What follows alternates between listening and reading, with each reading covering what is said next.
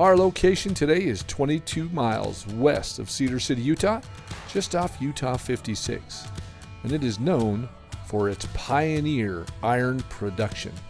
This is an almost ghost town with just a few remaining residents. Come along and join the adventure. Welcome everyone to Weekend Escapades. Today we are in Old Irontown, formerly Iron City. This town was established due to a failed attempt to mine iron from Iron Mountain, but they eventually got it done. And this is one of the old beehive kilns. I'm going to take a closer look at that. This is one of two, and this one is well preserved. Now this is one of the locations that we had been to before, but wanted to come up here again and document it. You know, due to the fact, again, the weather and the elements get to this, but I'll tell you what, this one has gotten even better. Now this area was established in 1868 by Ebenezer Hanks and others who organized the Great Western Iron Manufacturing Company. And this is inside the kiln. You can hear the echo happening already.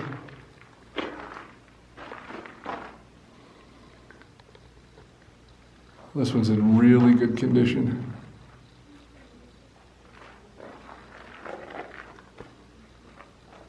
You see along the bottom, those are air vents. They used to stock this with wood and get this fired up, and the whole bottom of this area would be filled with coal, and that's where that heat was really generated to be able to get that iron ore heated up and be able to manufacture it. A lot of heat was in this furnace at one time. Now it's just a nice shaded area to get out of the sun. Now around this whole area is juniper and pine, so they're pinyon pines.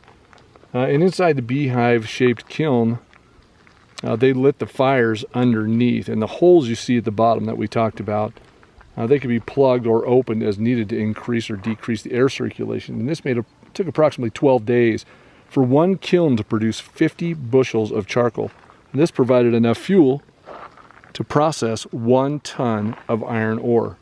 Iron City originally had 2 kilns, however, due to the destructive power of weather, as we've talked about, and looters, there's only one that still remain. And this is the back side of this kiln that still stands. And I believe this is where the second one was. As you can see the bricks on the ground and the big rocks. I'm pretty sure this is the one. Yeah, this is it. Just see the signs. This is the ruins of charcoal kiln.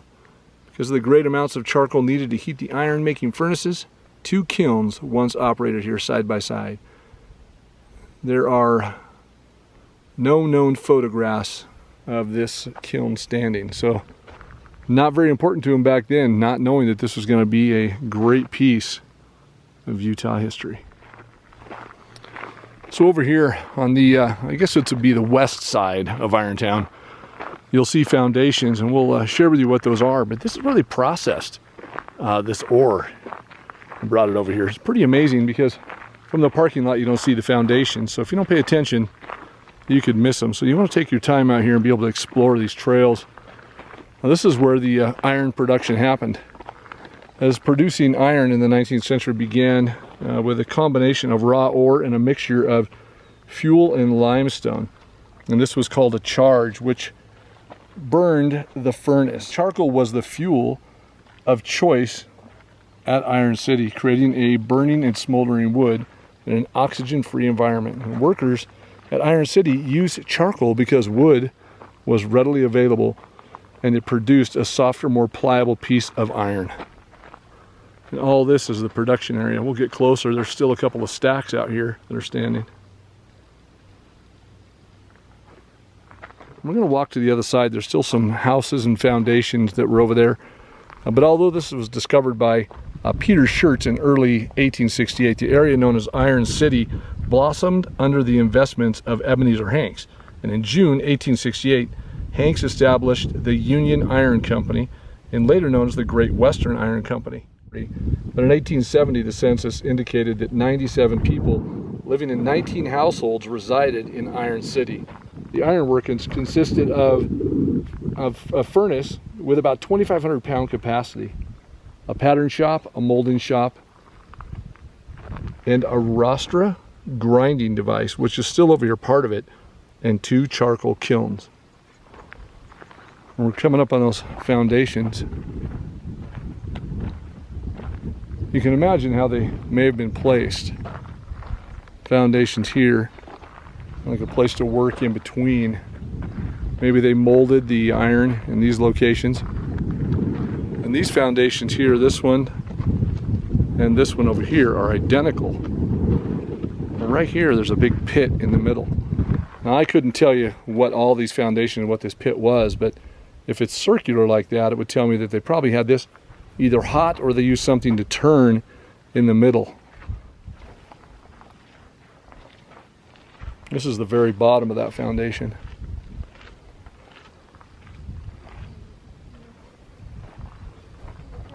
And this over here looks like there's a large foundation for what would have been a building off of here. You can see this perimeter all the way around. So this is a very active mill or smelter area. I think you call it that, an iron mill, iron smelter. And there's an identical foundation here, like a U shape, just like the one over there on the other side. So this is like an entrance, and there's a U shape there and over here, and then this big circle round area in the middle that's deeper. Don't know anything about iron smelters or milling, just what I know here. We're learning more about the ghost towns, the gold mining and silver, but iron, not so much. Your cows in the background as well.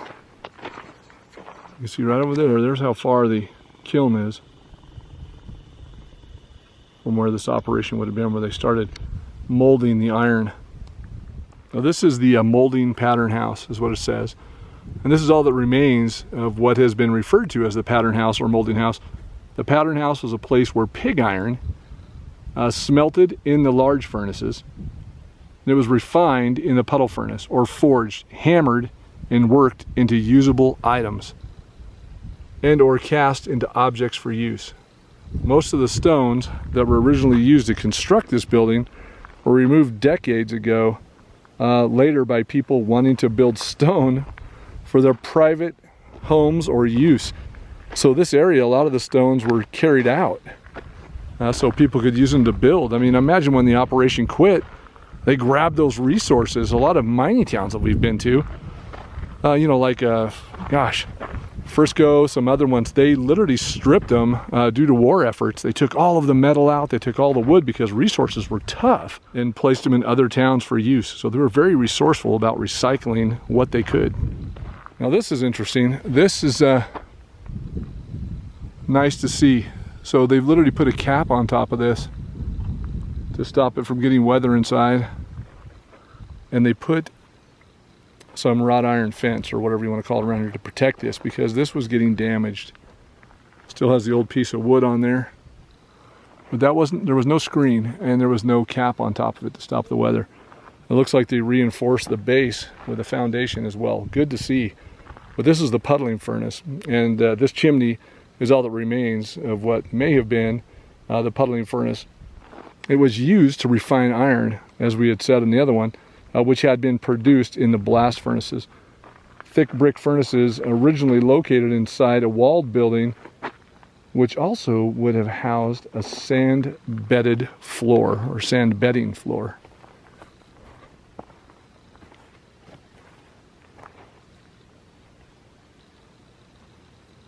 Pretty good sized chimney.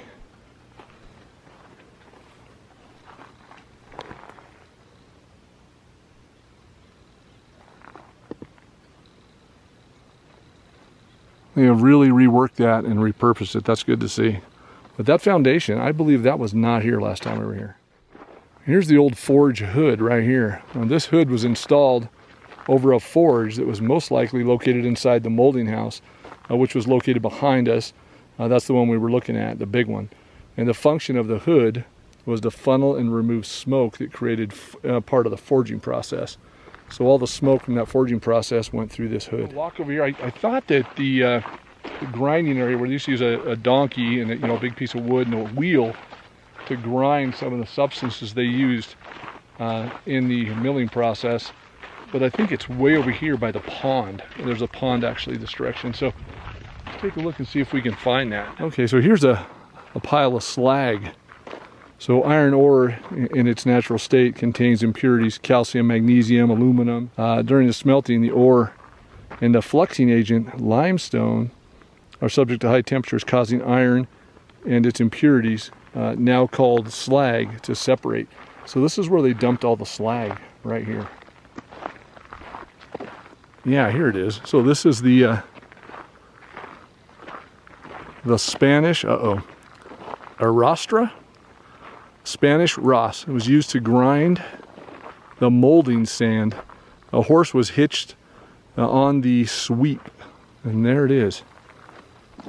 So that arm would be the sweep, and the horse would be hooked there and would run around in a circle, or walk around in a circle, I guess. Probably had a stick with a carrot on it to make it walk. And it would grind the sand right there. You see that stick goes in the ground, or big pole, and the iron's still there attached to it. So this is the original spot where they did that. And there's right there, you can see reeds, and that's where the water kind of runs through here. And there's a pond over that direction where it gets greener.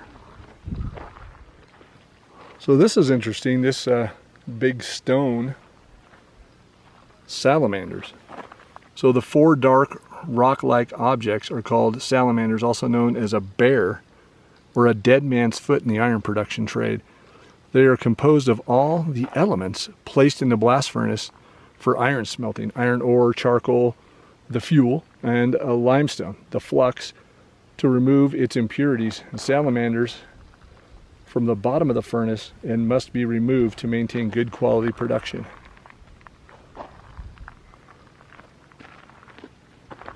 All right, so that's kind of the area for the smelting process, the ore making process.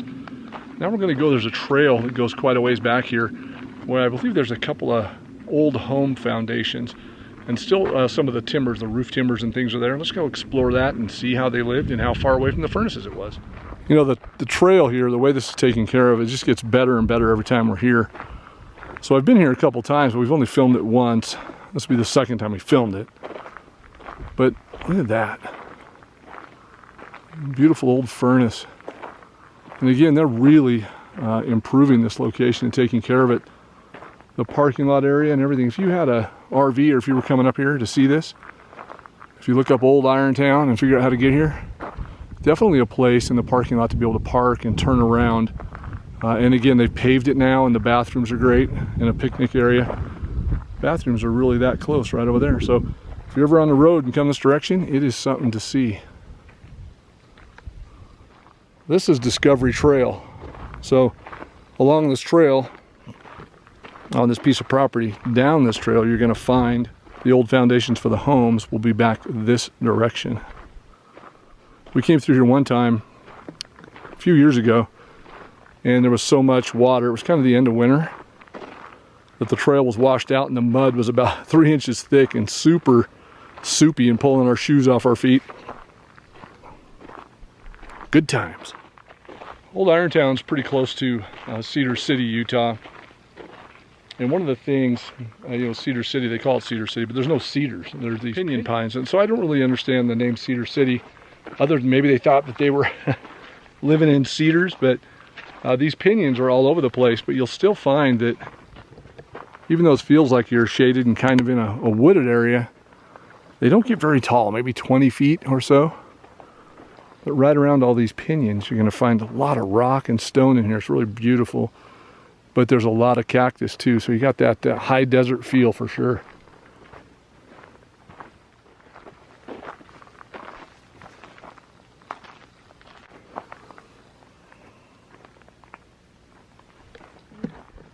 So this part of the trail, when you go to the back, it's pretty easy to navigate, but at the same time I want to show it because if people, I just tripped, if people come up here, you got to know there's a little bit of elevation to the rocks, and so it's not for everybody, but I'd say most people should be able to navigate and get through here.